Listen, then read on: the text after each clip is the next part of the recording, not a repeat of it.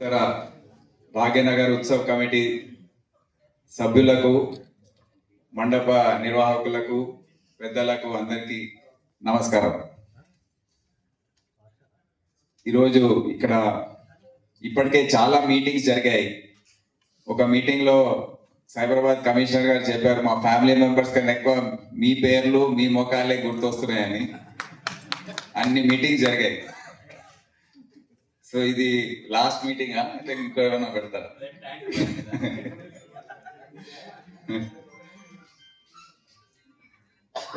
మన మీటింగ్స్ ప్రారంభమై 15 రోజులు అయినాయి. సో దాని తర్వాత కమిషనర్ స్థాయి నుండి జోనల్ డీసీపీ దగ్గర, దాని తర్వాత పోలీస్ స్టేషన్ స్థాయిలో అన్ని రకాలుగా కోఆర్డినేషన్, సమన్వయ సమావేశాలు అన్నీ జరిగాయి. సో దాని గురించి క్రమంగా అన్ని ఏవైతే లోటుపాట్లు ఉన్నాయో అన్నీ కూడా సరిదిద్ది ఒక స్థాయికి వచ్చింది. కొన్ని పనులు ఇంకా చేయవలసి ఉంది. అయితే వర్షాలు కూడా ఎప్పుడు లేని విధంగా ఈసారి ఒక రకంగా వస్తున్నాయి. క్లౌడ్ బర్స్ట్ అని, ఎక్కడైతే ఏ ప్రాంతాల్లో అయితే ఎప్పుడు కూడా వర్షం అంత పెద్ద ఎత్తున చూడలేదు ఆ ప్రాంతాల్లో రావడము, దాని కారణంగా కూడా ఎన్నో ఎలక్ట్రికల్ యాక్సిడెంట్స్ జరిగాయి. దాదాపు 12 మంది చనిపోయారు.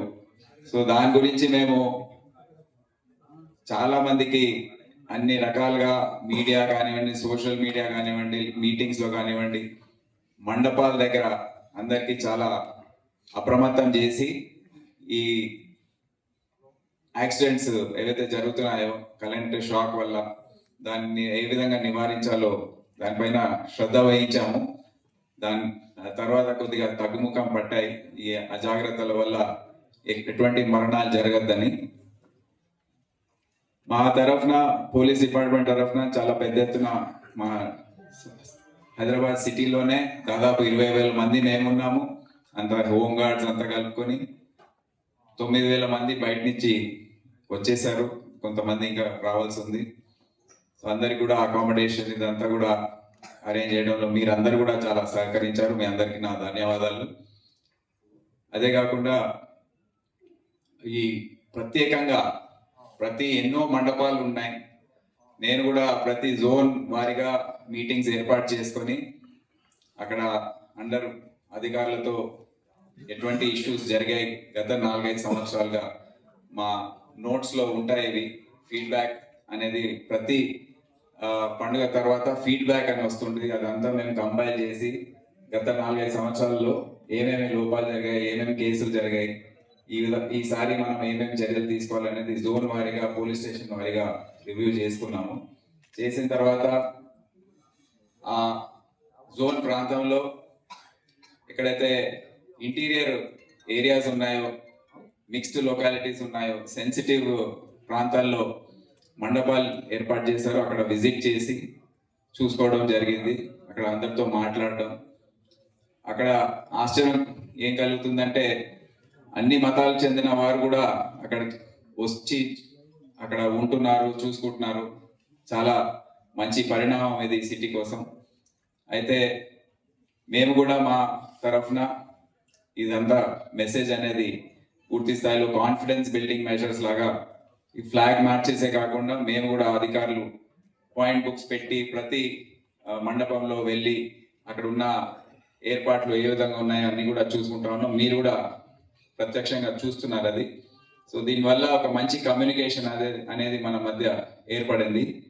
అయితే నేను ఒకటి గమనించింది ఏంటంటే, ఒక రిక్వెస్ట్ జిహెచ్ఎంసీ అడిషనల్ కమిషనర్ మరియు జోనల్ కమిషనర్కి, కొద్దిగా గార్బేజ్ క్లియరెన్స్ అనేది కొద్దిగా నాకు సరిగా కనిపించలేదు. చాలా ప్రాంతాల్లో, భవానీ నగర్ లాంటి లోపల ఆ ప్రాంతాల్లో కూడా ఎక్కడ చూసినా కచరా కనిపిస్తుంది. అంటే అది ఒక విధంగా సిటీ ఇమేజ్కి కూడా మంచిది కాదు. ఒక క్లీన్ సిటీ అని, గ్రీన్ సిటీ అని మనం చెప్పుకుంటూ ఉంటాం, కానీ చాలా ప్రాంతాల్లో ఈ కచరా అనేది బాగా బయట రోడ్ల పైన క్లియరెన్స్ అనేది సరిగా జరగట్లేదని తెలుస్తుంది. అది ఒక ప్రమాదం మనకు. ఎందుకంటే మీకు తెలుసు, ఈ గార్బేజ్ అంతా ఈ విధంగా పడున్నప్పుడు మళ్ళీ చుట్టుపక్కల ఎక్కడన్నా ప్రార్థనా స్థలాలు ఉన్నప్పుడు, టెంపుల్స్ ఉన్నప్పుడు ఏదైనా కుక్క లేకపోతే పిల్లి ఇటువంటివి ఎన్నో మన సంఘటనలు చూసాం. ఆ సీసీటీవీ ఫుటేజెస్ వస్తే కానీ మనకు ప్రూవ్ కాదు. అది అన్ని సంఘటనలు కూడా మనకు ఫుటేజ్ దొరికింది. అందుకనే ఆ గొడవ అనేది అక్కడ సర్దుమణింది. కానీ లా అండ్ ఆర్డర్ ప్రాబ్లమ్స్ వచ్చే అవకాశం ఉంటుందని నేను రిక్వెస్ట్ చేస్తున్నాను. సమస్య మనం గమనించాము. అయితే అందరి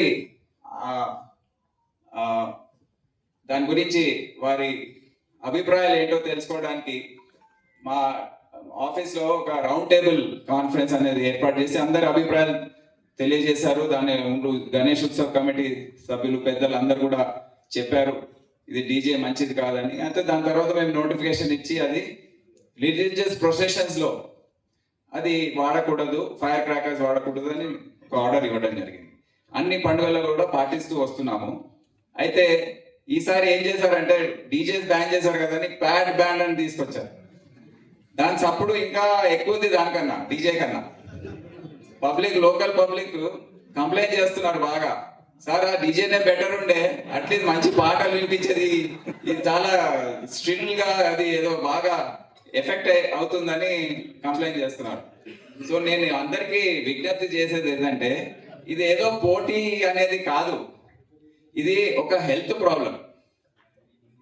ఇప్పుడు అందరి ఇళ్లలో చిన్న పిల్లలు ఉంటారు, వృద్ధులు ఉంటారు. ఇప్పుడు గత సంవత్సరం కూడా నా సమాచారం ఏంటంటే చాలా మంది యువకులు ఈ టస్కర్ల పైన ఎవరైతే ఉన్నారో అంత గంటల తరబడి వాళ్ళకి డీజే వైబ్రేషన్స్ ఎక్స్పోజ్ అయిన తర్వాత, నిమజ్జనం అయిన తర్వాత ఇంటికి వెళ్ళి 2 రోజులు లేవలేదు, చాలా కొంతమంది చనిపోయారు కూడా. అది బయటికి ఎక్కడ రాలేదు. కానీ ఈ ఎఫెక్ట్ వల్ల సౌండ్, ఆ హార్ట్ వైబ్రేషన్స్ అన్ని ఎఫెక్ట్ అయ్యి వాళ్ళు చనిపోయారు. చాలా మంది నాకు పరిచయం ఉన్న వాళ్ళు వారం రోజుల తర్వాత చనిపోవడం ఇట్లా జరిగింది. సో ఇదంతా అనాలిసిస్ చేస్తే ఇది ఈ వైబ్రేషన్ ఏదైతే డీజే ద్వారా వచ్చిందో దానివల్ల జరిగిందని డాక్టర్స్ చెప్పడం జరిగింది. సో దీన్ని మీరు కరెక్ట్ ఒక మనస్తత్వంతో అర్థం చేసుకోవాలి.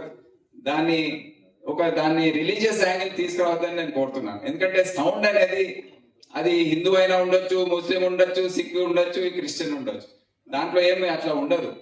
సో దీన్ని దయచేసి ఒక పోటీ తత్వం లాగా తీసుకోకుండా ఒక హెల్త్ సమస్యగా దాన్ని భావిస్తూ ఆ ప్యాడ్ బ్యాండ్ కూడా ఏదైతే ఉందో దాని వాల్యూమ్ కొద్దిగా కంట్రోల్లో పెట్టి కరెక్ట్ టైం మా ఆఫీసర్స్ కంప్లైంట్ ఏమైంది డయల్ 100కి చాలా కాల్స్ వస్తుంటాయి. అందరు విపరీతంగా ఫోన్లు చేసి ఏం సప్పుడు, ఇది నిద్ర లేవు, ఇది చదువుకోవాలి, ఎగ్జామ్స్ ఉన్నాయి, ఇది అదని ఫోన్లు బాగా వస్తుంటాయి మాకు. సో మేము స్పందించకపోతే కూడా పోలీస్ పైన విమర్శ వస్తుంది. సో దయచేసి మీ అందరి కోఆపరేషన్ నేను రిక్వెస్ట్ చేస్తున్నాను. దయచేసి ఈ సమస్య ఒకటి మీరు వేరే యాంగిల్లో కూడా ఏమి తీసుకోవద్దని నేను కోరుతున్నాను. అదే కాకుండా మీరు చెప్పిన సమస్యలు కొన్ని ఉన్నాయి, నేను నోట్ చేస్తున్నాను. అన్ని కూడా ముఖ్యంగా లైటింగ్ గురించి అది ఒకటి వీలైనంత వరకు జిహెచ్ఎంసి అండ్ టెంపరీ లైటింగ్ వారు చూస్తారు, పర్మనెంట్ లైటింగ్ ట్రాన్స్కో వద్ద ఉంటుంది.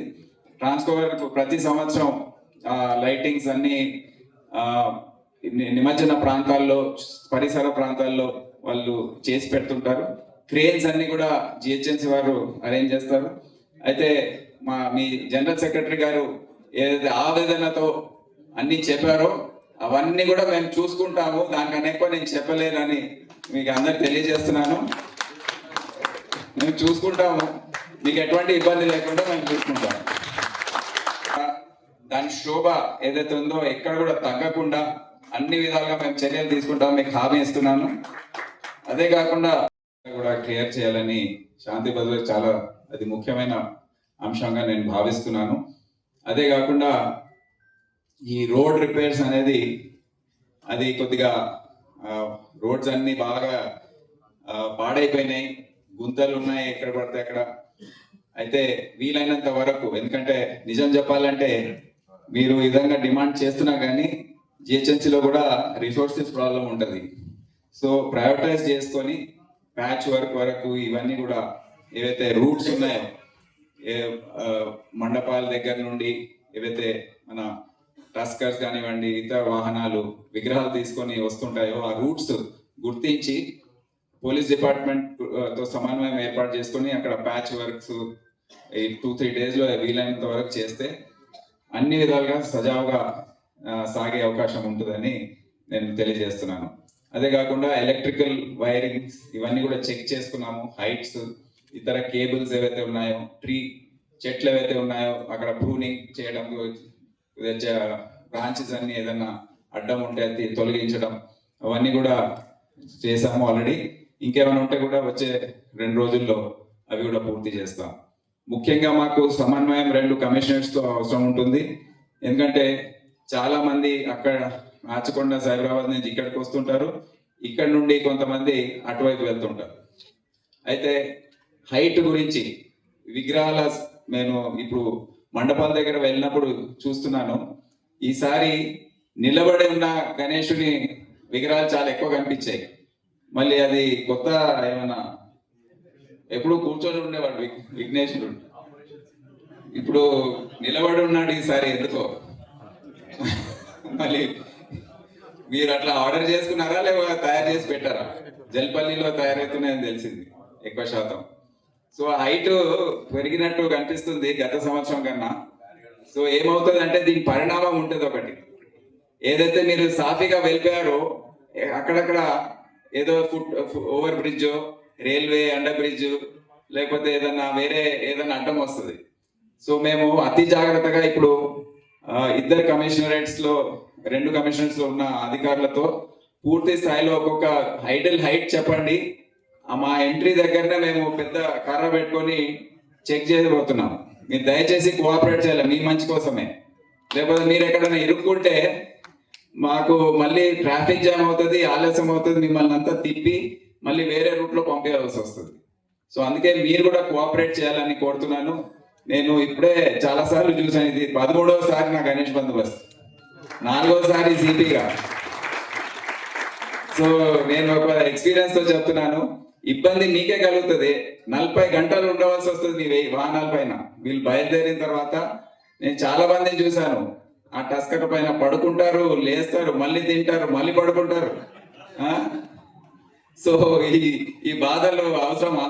మీరు కరెక్ట్ టైంకి బయలుదేరి ఇప్పుడే చెప్పినట్టు మీకు కూడా మన ముందు నేను డీసీపీగా ఉన్నప్పుడు మాకు అలవాటు ఉండేది, పొద్దున్న మేమే ఓల్డ్ సిటీలో ప్రత్యేకంగా మా ఆఫీసర్లు వెళ్ళి లేపి నిర్వాహకులని అక్కడ ఉన్న పూజారులను మేమే అరేంజ్ చేసి, నీళ్లు అరేంజ్ చేసి, స్నానాలు చేయించి మిమ్మల్ని బండిలో ఎక్కించేది. అవునా? కానీ రాను మీరు కోఆపరేట్ చేస్తున్నారని మేము వదిలేసినాం. పోలీసు వాడు ఎవడు చెప్పేవాడు, ఆ ఇన్స్పెక్టర్ వాడు, ఆ డీసీ వాడు, ఆ సిపి వాడు అని మీరు చెప్తున్నారు కనుక 2004-05 నుంచి వాళ్ళ ఇష్టం, వాళ్ళు ఎప్పుడైనా రండి అంటే ఏమవుతుందంటే 8:30-9 o'clock సిపి ప్రెస్ కాన్ఫరెన్స్ పెట్టేది. సౌత్ జోన్ అన్ని వచ్చేసినాయి, ప్రశాంతంగా అయిపోయిందని. ఆ సేలింగ్ క్లబ్ లో డిన్నర్ ఉండేది. నేను డీసీపీ తీసుకోగా 2 సార్లు తిన్నాను అక్కడ సెంట్రల్ జోన్. దాని తర్వాత సెంట్రల్ జోన్ ఏర్పడింది, ఈ డిలేస్ అంతా కూడా స్టార్ట్ అయినాయి. ఇప్పుడు ఏమవుతుందంటే 6వ తేదీ రాత్రి అంతా జరుగుతుంది, 7వ తేదీ పొద్దున్న లేవగానే ఎంజే మార్కెట్ దాటి అటు అన్ని వైపులా విగ్రహాలన్నీ రోడ్ల పైన ఉంటాయి. సో మేము ఏం చేస్తామంటే తొందరగా తీసుకొని వీలైనంత వరకు తీసేసుకొని నిమజ్జనం చేయిస్తూ 40 క్రేన్లు ఆపరేషన్లో ఉన్నప్పటికీ అది సరిపోదు. సో అక్కడ నెక్లెస్ రోడ్లో అవన్నీ కొద్దిగా పార్కింగ్ లాగా ప్యాకింగ్ చేసేసి ట్రాఫిక్ కోసం ఓపెన్ చేయడానికి ప్రయత్నిస్తాం. నెక్స్ట్ డే వర్కింగ్ డే ఉంటుంది యూజువలీ. ఈసారి అదృష్టవశాత్తు అది సండే వచ్చింది, ట్రాఫిక్ తక్కువ ఉంటుంది. కానీ వర్కింగ్ డేలో ట్రాఫిక్ ఇబ్బంది కావద్దు, హాలిడే ఉండదు అని మేము ఆ విధంగా చేస్తుంటాం. సో నా రిక్వెస్ట్ ఏంటంటే మీరు తొందరగా బయలుదేరితే అందరికి మంచిది. కానీ నాన్ కోఆపరేషన్ చేస్తుంటారు, మీకు అందరికి తెలుసు. సో నేను మీ జనరల్ సెక్రటరీ గారు చెప్తున్నారు, ప్రెసిడెంట్ గారు చెప్తున్నారు, అందరు రిక్వెస్ట్ చేస్తున్నారు, వారి మాట కూడా వినండి, మా మాట వినండి. దయచేసి మీరు తొందరగా బయలుదేరితే అందరికి మంచిది. తొందరగా మనం ఎంత వీలైనంత, ఎందుకంటే సంఖ్య కూడా బాగా పెరిగిపోయింది, ముందు కాలం లెక్క కాదు. దాదాపు 50,000 విగ్రహాలు నిమజ్జనం చేసేది ఉంటుంది ఆ 2 రోజుల్లో. సో ఇన్ని విగ్రహాలు 40 క్రేన్లతో చేయాలంటే చాలా కష్టం. మీరందరూ కోఆపరేట్ చేస్తే కానీ మేము చేయలేమని తెలియజేస్తున్నాను.